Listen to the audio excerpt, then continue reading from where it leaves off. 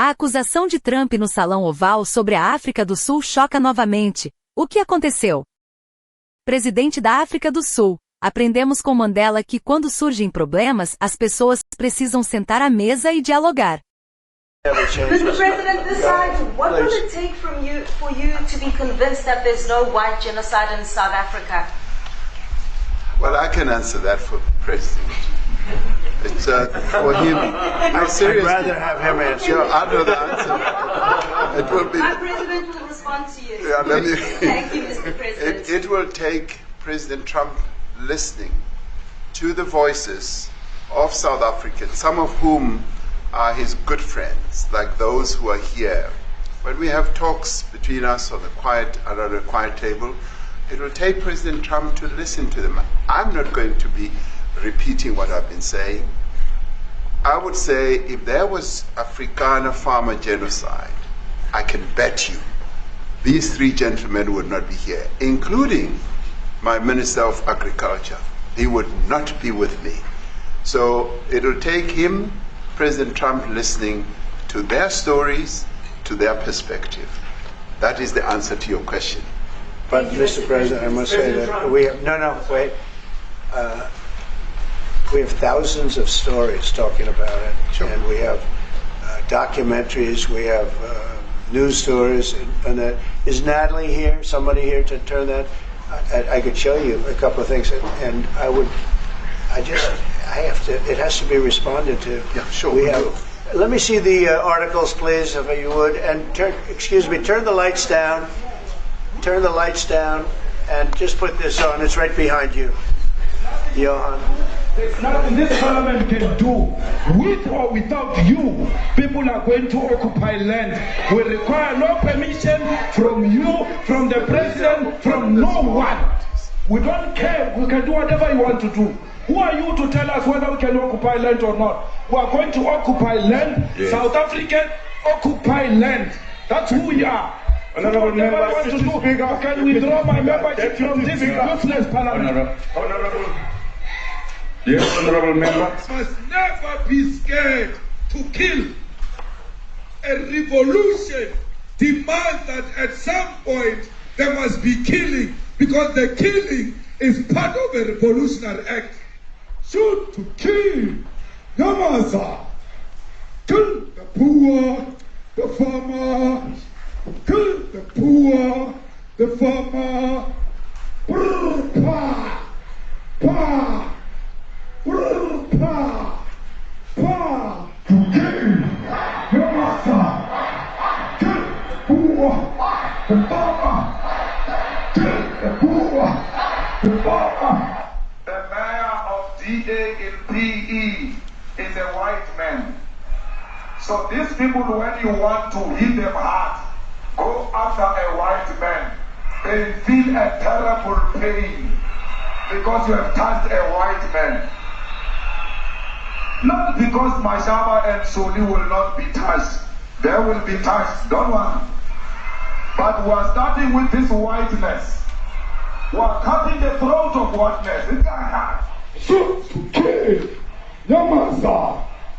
Kill the poor, the farmer. Kill the poor, the farmer. Brr, pa, pa. Brr, pa. Shoot to kill. Yamasa. Kill the poor, the farmer. Kill the poor, the farmer. Brr, pa, pa. Brr, pa, pa. I don't know what's going to happen in the future. I'm saying to you, was not called for the killing of white people, at least for now. I can't guarantee the future. Yeah, but I mean, you'd understand somebody watching that, especially as it gets shared on Twitter, they freak out. It sounds like a genocidal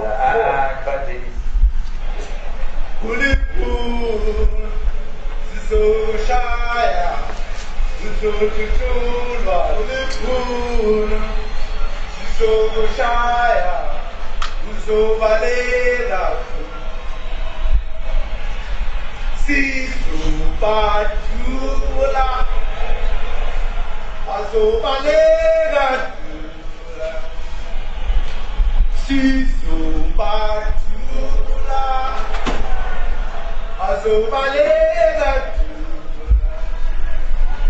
will expropriate land without compensation, whether they like it or not.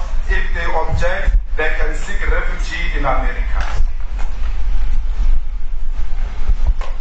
Now this is very bad. These are burial sites right here. Burial sites. Over 1,000 of white farmers, and those cars are lined up to pay love on a Sunday morning. Each one of those white things you see is a cross, and there's approximately 1,000 of them. They're all white farmers, the family of white farmers. And those cars aren't driving, they're stopped there to pay respects to their family member who's killed. And it's a terrible sight. I've never seen anything like it. Both sides of the road you have crosses.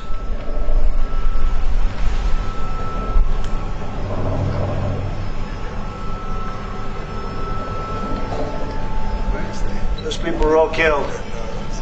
Have they told you where that is, Mr. President? No, I'd like to know where that is, because this I've never seen. But, okay. I mean, it's in South Africa. That's We need to find out.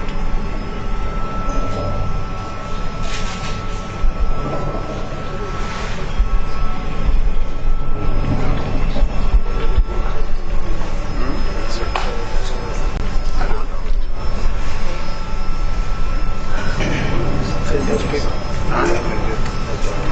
I don't know. No. Okay. Mr. President, the Pentagon announced that it would be accepting a Qatari jet to be used as Air Force One. Perhaps What are you talking about? Can we have a South African question, please? Mr. President, the Pentagon's moved first.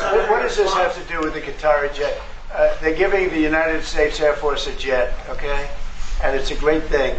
We're talking about a lot of other things. It's NBC trying to get off the subject of what you just saw. You are a real, you're a terrible reporter. Number one, you don't have what it takes to be a reporter. You're not smart enough. But for you to go into a subject about a jet that was given to the United States Air Force, which is a very nice thing, they also gave $5.1 trillion worth of investment in addition to the jet. Go back, you ought to go back to your studio at NBC, because Brian Roberts and the people that run that place, they ought to be investigated. They are so terrible the way you run that network, and you're a disgrace. No more questions from me. Go ahead. Go ahead, talk about that. Please, may we have a South African question, Mr. President Trump? He's a terrible If they're committing genocide, why invite him to the White House? I'll be quiet. Sure, that's my question now. Let's go. Thank you so much, President Trump. Annika Larson from ENCA in South Africa. Thank you very much for hosting us. What would you like President Ramaphosa to do about the situation we've just seen on the screen? I don't know. Look, these are articles over the last few days. Death of people. Death. Horrible death. Death. I don't know. But you know that there are black people who are White dying South the most. Africans are fleeing because of the violence and racist laws. And this is all, I mean, I'll give these to you. So when you say, what would I like to do? I don't know what to do. Look at this. White South African couple say that they were attacked violently. President Trump, when will you go and see where your South is? Well, I could do that. Look, here's burial sites all over the place. These are all white farmers that are being buried. President Trump. And he asks about a jet that was given. My first question is about Africa. You are so bad. You're such a bad reporter. If they're committing genocide, why invite them? Sir, if they are committing genocide, why invite the South Africans to the White House? May I finish, please, President Trump? President Trump. This is one after another. This family was wiped out. I'm just looking. Can we get a report from President Ramaphosa? Give us your reaction to those videos, Mr. President. President Trump, could you? Well, I think the videos are so. No. When you look at the videos, I mean, how does it get worse? And these are people that are officials, and they're saying that kill the white farmer and take their land. That's what it is. And I have other friends in South Africa. I have people that left. One in particular that says you can't go there. He said they want to take your land. They take your land and they kill you. It's okay, and they say it's okay to do. Now we're going to talk about it. But this is a tremendous look. This is a story recent. These are all people that recently got killed. Yeah. And I don't know how it can get any worse. These are and you know the men that you saw, the people that you saw in that movie, those are officials. Those are people that were in office. They had one march. They had a dance in your parliament, whatever you may call it, legislature. Let me clarify that. Yeah. Let me clarify that, because what you saw, the speeches that were being made, one, that is not government policy. We have a multi-party democracy in South Africa that allows people to express themselves, political parties to adhere to various policies, and in many cases, or in some cases, those policies do not go along with government policy. Our government policy is completely against what he was saying, even in the parliament. And they're a small minority party, which is allowed to exist in terms of our constitution. But you do allow them to take land. No. You do allow them to take land. Nobody can take land. And then when they take the land, they kill the white farmer. And when they kill the white farmer, nothing happens to them. No. There is nothing happens to them. There is criminality in our country. People who do get killed, unfortunately, through criminal activity, are not only white people. Majority of them are black people. And we have now the farmers aren't black. The farmers are not black. I don't say that's good or bad, but the farmers are not black. And the people that are being killed in large numbers, and you saw all those grave sites, and those are people that loved ones going, I guess on a Sunday morning they told me, to pay respect to their loved ones that were killed. Their heads chopped off. They died violently. And you know, I mean, we're here to talk about it, and I didn't know we'd get involved here. But I will say this, that if the news wasn't fake, like NBC, which is fake news, totally one of the worst, ABC, NBC, CBS, horrible. But if they weren't fake news like this jerk that we have here, if we had real reporters, they'd be covering it. But the fake news in this country doesn't talk about that. They don't want to talk about it, but now they have to talk about it. But they won't. This won't even be a subject. They'll have him talking about why did a country give a free, think of this, why did a country give an airplane to the United States Air Force? Okay? The United States, not to me, to the United States Air Force, so they could help us out, because we need an Air Force One until that's Air Force One, it's being built. 2 of them being built. But Boeing's a little bit late, unfortunately. So why did they give us a plane to the United States Air Force? That's what that idiot talks about after viewing a thing where thousands of people are dead. I'm sorry, I don't have a plane to give you. I wish you did. I'd take it. I would take it. If your country offered the United States Air Force a plane, I would take it. Okay. But coming back to this issue, which I really would like us to talk about, and talk about it very calmly. We were taught by Nelson Mandela that whenever there are problems, people need to sit down around a table and talk about them. Well, there are problems. And this is precisely what we would also like to talk about, including, of course, trade matters, investment matters. So the issues that concern you as the United States. Those are all recent. And those are all deaths. Yeah, in many ways, I mean, one should say you are a partner of South Africa, and you are raising concerns, and these are concerns that we are willing to talk to you about. Let me just add quickly, you know, the criminality that we are experiencing in our country needs quite a lot of technological capability. And in one of our areas in South Africa, we're using US technology, which is able to, in many ways, identify where shootings are happening and all that.